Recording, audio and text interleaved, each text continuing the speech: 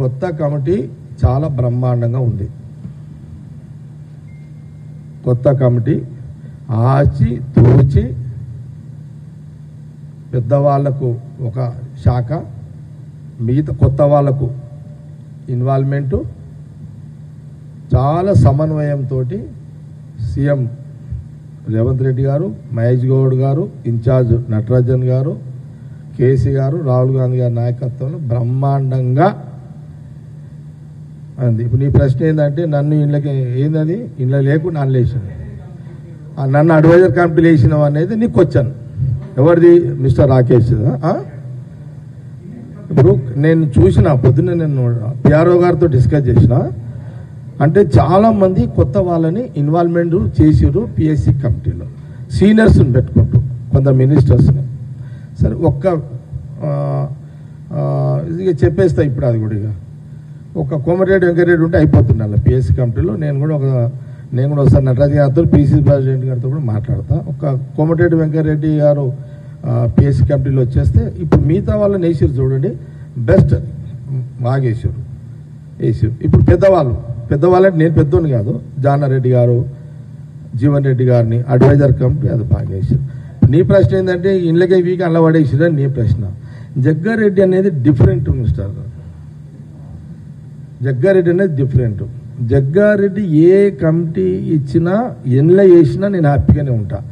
లాస్ట్కి Gandhi Bhavan attender post ఇచ్చినా నేను హ్యాపీగానే ఉంటా. విన్నారా కిషోని? నేను మీరు ఫీల్ అవుతున్నారు, ఫీల్ కాకండి ప్లీజ్. మీరు ఐఎమ్ వెరీ హ్యాపీ. అయితే నేనేమంటున్నా, అడ్వైజర్ కమిటీలో నాకు వేసి నేను హ్యాపీగా ఉన్నా.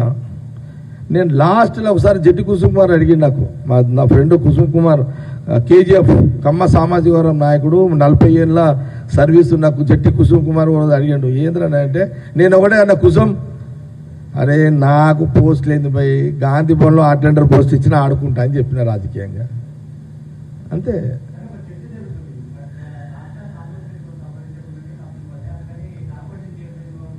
లే తప్పు, చాలా తప్పుడు ప్రచారం చేస్తారు. రాంగ్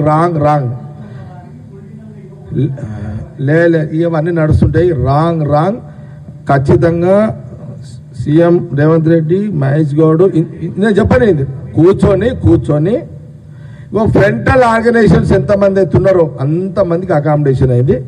కొంత లేట్ అయింది, అది కూడా ఇప్పుడు స్టార్ట్ అయింది. నేనేమంటున్నానంటే ఇప్పుడు జీవన్ రెడ్డి గారు ఉన్నారు, జానారెడ్డి గారు ఉన్నారు, వాళ్ళందరికీ ఒక అడ్వైజర్ కమిటీ వేసారు, అందులో నన్ను కూడా పెట్టారు.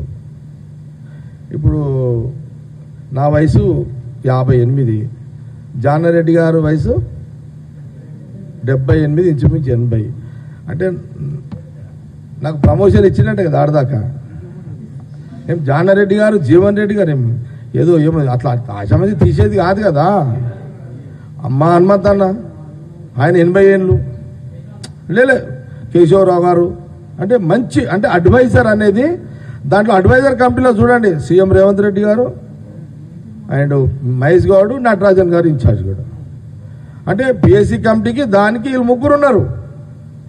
ఏంది దీంట్లో మనము ఎవరు ఎందుకు దీన్ని రాంగ్గా తీసుకునే తప్పుడు సంకేతాలు ఇచ్చే ప్రయత్నం ఎందుకు జరుగుతున్నది? మేము హ్యాపీగా ఉన్నాక మీకెందుకు పోయి పంచాయతీ అంతా? ఇక ప్రతిదానికి వంకలు పెడితే ఇక సంసారం ఏడ నడుస్తుందా? ఇంకా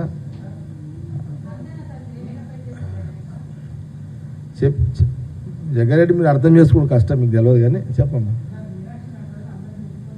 అవును, ఆమె ఏం అడిగిందో మీకు చెప్పా, నేనేం చెప్పానో మీకు చెప్పా, అది క్లియర్. ఆమె నటరాజన్ గారు డాక్టర్ డ్యూటీ చేస్తున్నారు ఇప్పుడు. ఆమె మాలాంటి పేషెంట్లు పోతే బాబు ఏముందంటే జ్వరం ఉంది, దగ్గు ఉందంటే గోళీ వేస్తుంది, పంపిస్తుంది. ఇది ఒక్కటే చెప్పగలుగుతా. గోళీ వేసినాక తక్కువ కాకపోతే ఎట్లుంటుంది? ఆమె వేసేదే గోళీల కార్యక్రమం పెట్టుకుందాడా, సెట్ అయిపోతుంది, ఏం ప్రాబ్లం లేదు. డోంట్ వరీ మీరందరూ.